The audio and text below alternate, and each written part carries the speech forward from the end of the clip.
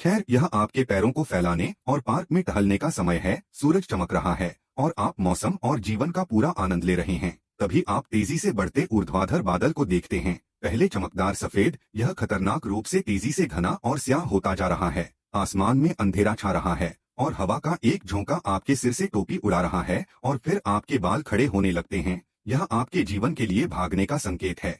आप इस समय बिजली की चपेट में आने वाले हैं। आपके माध्यम से सकारात्मक चार्ज बढ़ रहे हैं। शरीर वे तूफान के नकारात्मक रूप से चार्ज किए गए हिस्से की ओर पहुंच रहे हैं। यदि आप तेजी से प्रतिक्रिया नहीं करते हैं तो ये चार्ज मिल जाएंगे और यह आपके लिए बुरी तरह से समाप्त हो जाएगा। यदि कोई जगह नहीं है तो आप छिप सकते हैं और अपने आप को अपने आसपास की वस्तुओं से छोटा बनाने की कोशिश कर सकते हैं। जमीन पर सीधे न लेटें, यह गीली हो सकती है और इस प्रकार बिजली का एक बड़ा संवाहक है। ऐसे अन्य संकेत भी हैं जो बिजली तूफान के दौरान खतरे को दर्शाते हैं। आपकी हथेलियों में पसीना आना शुरू हो सकता है। आप मानसिक वस्तुओं से आने वाली विचित्र कर्कश भिनभिनाहट या कंपन वाली आवाजें सुन सकते हैं। आपके पास त्वचा में झुनझुनी शुरू हो सकती है। आपके मुंह में एक अजीब धातु जैसा स्वाद हो सकता है। यदि आप आश्वस्त हैं कि आप टिन की पन्नी नहीं चबा रहे हैं तो बाहर देखें और साथ ही आपको क्लोरीन की गंध आने की संभावना है, जो कि ओजोन है। विद्युत आवेश नाइट्रोजन और ऑक्सीजन के अणुओं को विभाजित करते हैं। वायुमंडल को अलग अलग परमाणुओं में बनाने वाली मुख्य गैसें कौन सी हैं? जब ये परमाणु फिर से एक साथ आते हैं तो उनमें से कुछ 3 ऑक्सीजन परमाणुओं से बने अणुओं का उत्पादन करते हैं, जो कि ओजोन है। आप इसे आंधी के दौरान सूंघ सकते हैं क्योंकि डाउनड्राफ्ट इसे उच्च से लाते हैं। आपकी नाक के स्तर तक ऊंचाई, आप बिजली को देखने और गड़गड़ाहट सुनने के बीच के समय को मापकर यह पता लगा सकते हैं कि हर 5 सेकंड में 1 मील का समय लगता है। आपके सिर के ऊपर का आकाश काला हो रहा है और अशुभ रूप से हरा हो रहा है। आपके गाल पर कुछ टकराता है। आउच, यह पीड़ादायक है। आप आपत्तिजनक वस्तु को उठाते हैं। यह एक विशाल ओले का पत्थर है, लेकिन बाहर इतनी ठंड नहीं है और बारिश भी नहीं हो रही है। आप देखते हैं कि सब कुछ कितना शांत है, कोई हवा नहीं है। यह आपको तूफान से पहले की शांति के बारे में सोचने पर मजबूर कर देता है।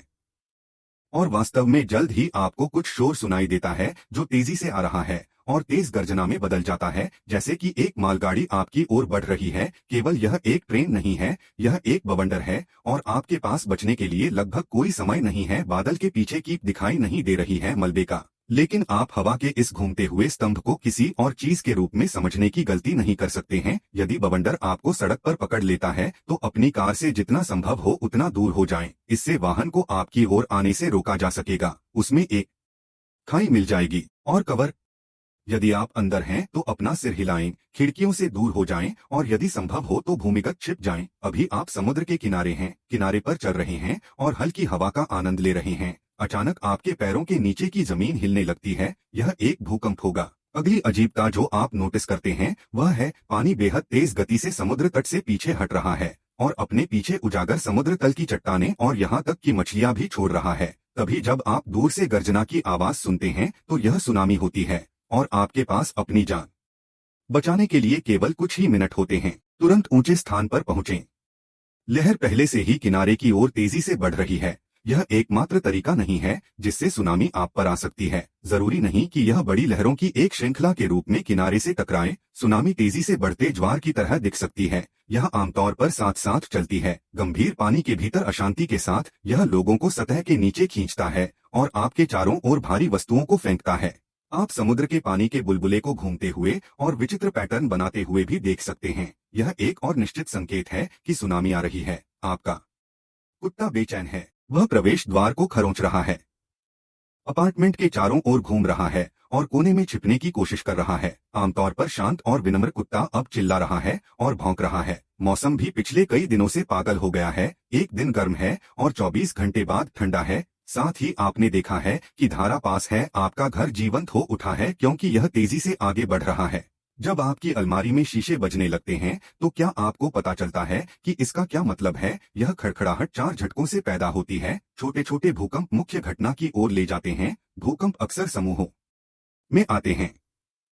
यदि कई कमजोर भूकंप आते हैं तो आपदा आने से कुछ समय पहले बहुत बड़ा भूकंप आ सकता है। आप विचित्र नीली रोशनी देख सकते हैं। उनमें से कुछ जमीन से आ रही हैं, अन्य हवा में मंडरा रही हैं। ये तथाकथित भूकंप रेखाएं हैं जो उत्सर्जित होती हैं अत्यधिक तनाव के तहत चट्टानों से। उन्हें कुछ दिन या कुछ सेकंड पहले देखा जा सकता है। उसी समय जमीन हिलना शुरू हो जाती है। कुछ विशेषज्ञों को भूकंप रोशनी के अस्तित्व पर संदेह होता है। यदि आपको लगता है कि भूकंप आने वाला है और आपके मछली घर में एक कैटफिश है, इसके व्यवहार पर ध्यान दें। वैज्ञानिकों ने साबित कर दिया है कि यह प्रजाति पृथ्वी के झटकों पर प्रतिक्रिया कर सकती है। जब भूकंपीय गतिविधि अधिक होती है तो मछलियां बेचैन हो जाती हैं। कुछ कीड़े तूफान आने का एहसास कर सकते हैं। वे किसी भी गतिविधि को रोककर प्राकृतिक आपदा के लिए तैयार हो जाते हैं। इसीलिए यदि आप ध्यान दें तो बहुत सारे आपके आसपास के कीड़े मकोड़े नींद में डूबे हुए दिखते हैं और आश्रय की तलाश करते हैं, क्योंकि मधुमक्खियां भारी बारिश तूफान की भविष्यवाणी कर सकती हैं।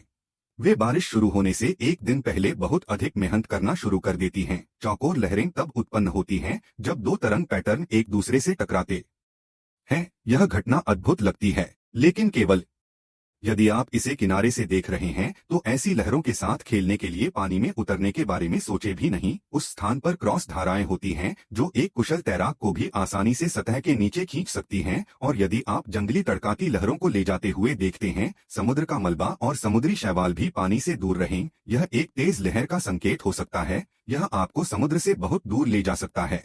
यदि आप किसी झील या समुद्र की सतह पर बदबूदार हरा सामान देखते हैं तो पानी से दूर रहें। ऐसा हो सकता है यह एक खतरनाक शैवालीय प्रस्फुटन है जिसे आप नहीं बता पाएंगे पहली नजर में यह जहरीला है या नहीं। इसलिए तूफान आने से 3 या 4 दिन पहले इससे पूरी तरह दूर रहना बेहतर है। समुद्र या महासागर की सतह 6 फीट तक बढ़ सकती है। लहरें हर 9 सेकंड में तट से टकराती हैं। तूफान जितना करीब होगा, तूफान उतना ही अधिक होगा। तेजी से लहरें किनारे से टकराती हैं और कभी कभी 16 फीट तक ऊंची हो जाती हैं। आसमान हल्के रोएंदार बादलों से ढक जाता है। तूफान के तट पर पहुंचने से लगभग 36 घंटे पहले वायुमंडलीय दबाव कम होने लगता है। उसके बाद हवा की गति धीमी हो जाती है।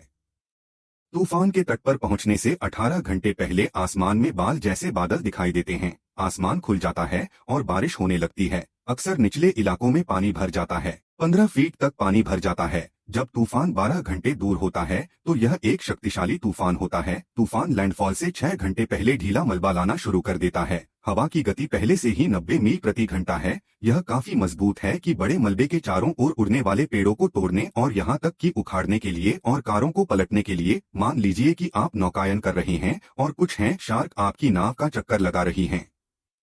उन पर नजर रखें। यदि शिकारी अचानक आपको अकेला छोड़ देते हैं और गहरे पानी की ओर चले जाते हैं तो इसका मतलब यह हो सकता है कि तूफान करीब आ रहा है। जितनी जल्दी हो सके सूखी भूमि पर वापस आ जाएं और दूसरों को चेतावनी दें। यदि भारी बारिश के दौरान आपको गर्जना की आवाज सुनाई दे, यह अचानक आने वाली बाढ़ हो सकती है जो आपकी दिशा में बढ़ रही है। यदि आप उस समय किसी नदी के पास हैं तो आप प्रवाह के साथ मलबा नीचे आते हुए देख सकते हैं। पानी अपना रंग बदल रहा है और बादल और गहरा होता जा रहा है। इन संकेतों से आपके लिए खतरे की घंटी बजनी चाहिए। सिर यदि आपकी आंत की भावना सही है तो आपके पास नहीं है।